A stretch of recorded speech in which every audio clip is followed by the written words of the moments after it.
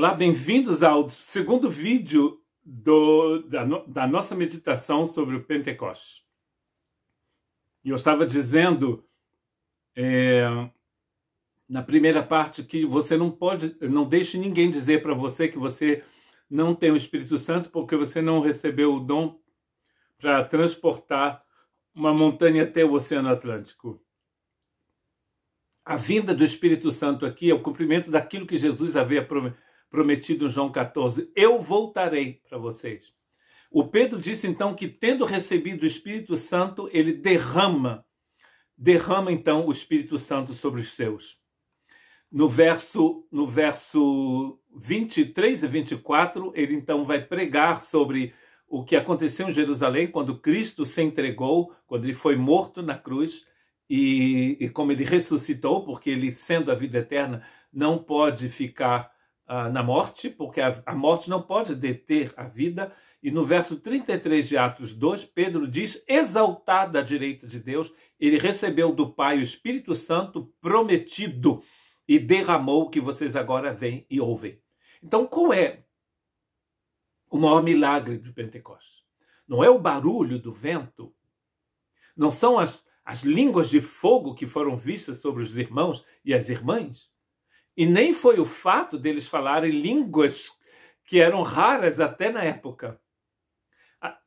Eles que eram semi-analfabetos, né, que praticamente não sabiam ler, e que não falavam outra língua a não ser o aramaico que eles tinham, que os antepassados deles tinham trazido de Babilônia, tinham ali aprendido e falavam, então, a língua de Jesus, inclusive, era o aramaico.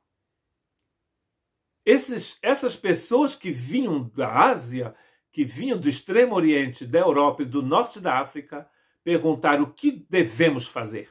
Quando eles ouviram que Cristo havia sido crucificado, havia sido entregue por Deus como sacrifício vivo e que Cristo havia vencido a morte e, tendo sido glorificado, enviou o Espírito Santo, eles perguntam o que devemos fazer.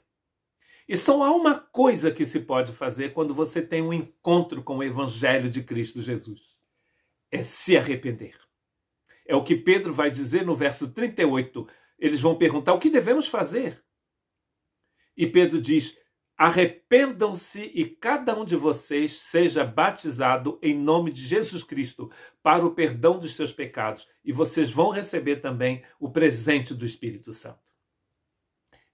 Quantas pessoas vão se converter? O texto de Atos diz que 3.000 pessoas se converteram naquele dia. 3.000. E muitos vão dizer que foram 3.000 homens, porque eles não contavam nem as mulheres, nem as crianças, nem os adolescentes, só contavam os homens adultos. Mas imaginemos que tenha sido 3.000 pessoas, em geral. Mulher, homem, criança, adolescente, jovem. Só foi o primeiro dia, porque no segundo dia vai continuar acontecendo.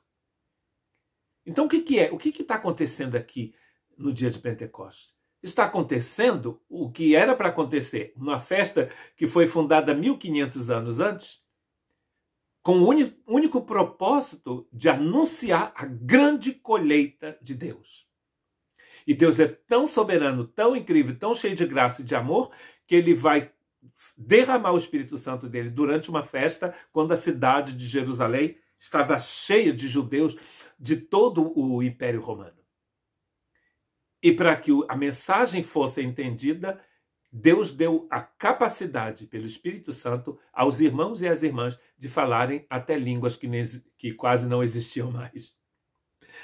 Todo tipo de dialeto grego, o persa do Irã, o aramaico do Iraque, as línguas do norte da África, o latim da Europa. Esses irmãos falaram todas essas línguas. E o resultado é que esses irmãos não vão querer mais sair de Jerusalém. Eles eram turistas, eram peregrinos e vão ficar por ali. Deus vai enviar uma perseguição para que eles possam sair. E são esses irmãos que vão evangelizar o resto do Império Romano. A Igreja de Roma não foi fundada por Paulo. Paulo foi para Roma para ser prisioneiro, mas já havia uma igreja aí. Quando esses irmãos vão saírem de Jerusalém, e outros ainda que vão se converter depois, esses irmãos vão anunciar a salvação em todos os lugares. E a colheita vai continuar até o nosso dia. Pentecostes, minha gente, é dia de colheita. Foi o dia em que Cristo voltou. Ele disse, eu voltarei. E ele voltou. Vamos ler o final do Atos dos Apóstolos, capítulo 2, para ver o que está acontecendo com esses irmãos. Todos os dias continuavam a reunir-se no pátio do templo, partiam pão em suas casas e juntos participavam das refeições. Aqui no País Basco francês, na nossa igreja, a gente tem muitas reuniões que a gente chama de petiscos e Bíblia, né? Que se chama de tapas em francês e em espanhol.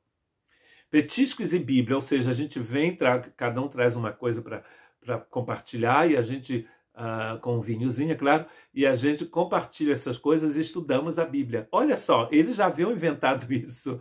Na verdade, eles compartilhavam as refeições nas casas e participavam das refeições com alegria e sinceridade de coração, louvando a Deus e tendo a simpatia de todo o povo. E o Senhor lhes acrescentava diariamente os que iam sendo salvos. E Deus vai mandar a perseguição para que eles possam sair de Jerusalém. Então, o que Pentecostes significa? Pentecostes, o milagre de Pentecostes, foi a grande colheita que aconteceu. E é a inauguração da Igreja de Cristo Jesus. Né? Todos são cheios do Espírito Santo. Tanto os apóstolos, tanto as mulheres e os homens que não tinham cargo nenhum na igreja, como todos os estrangeiros. Todos foram cheios do Espírito Santo. E cada vez no livro de Atos que eles pregam o evangelho, que as pessoas dão a meia volta, se convertem, essas pessoas são cheias do Espírito Santo. E aqui eles vão falar em línguas que eles não falavam, que eles não conheciam. E o objetivo disso não era para fazer o circo, né? Porque tem muita gente que usa a palavra de Deus e certas manifestações, ditas manifestações de Deus, num circo, num show. Não foi show. Deus preparou aquilo para alcançar todas aquelas pessoas, porque Deus é um Deus de amor e Deus não quer que ninguém pereça, mas que todos cheguem ao conhecimento da verdade. Hoje muitos missionários, são enviados desde muitos anos, muitos séculos, pelo mundo todo, aprendem línguas para testemunhar desta graça de Deus. Naquele dia, Deus não tinha tempo para aqueles irmãos aprenderem a falar um aramaico primitivo. Deus encheu o coração daqueles irmãos de aramaico e eles cantaram as maravilhas do Senhor em aramaico primitivo, em persa primitivo, em tudo quanto é língua do Império Romano, representado em Jerusalém naquele dia. Não para fazer um show, mas para alcançar vidas. E é por isso que Deus te envia. Você está cheio do Espírito Santo, porque aquele que tem o Espírito Santo é que pertence a Cristo, e quem não tem o Espírito Santo não pertence a Cristo. Não existe salvação sem o Espírito Santo. Não tem nada a ver com falar numa língua estranha. Tem a ver, aqui nesse texto, em falar uma língua que existia, para que a glória de Deus fosse manifestada. Tudo que não é para a glória de Deus é pecado, não é mesmo? Tem que ser para a glória de Deus. Se for para a sua glória, para a glória da sua igreja, é porque não vem de Deus. Que Deus tenha misericórdia de nós, que a gente possa entender melhor as Escrituras, lendo simplesmente e pedindo discernimento do Senhor. Senão a gente vai ficar falando um monte de coisa que não serve para nada.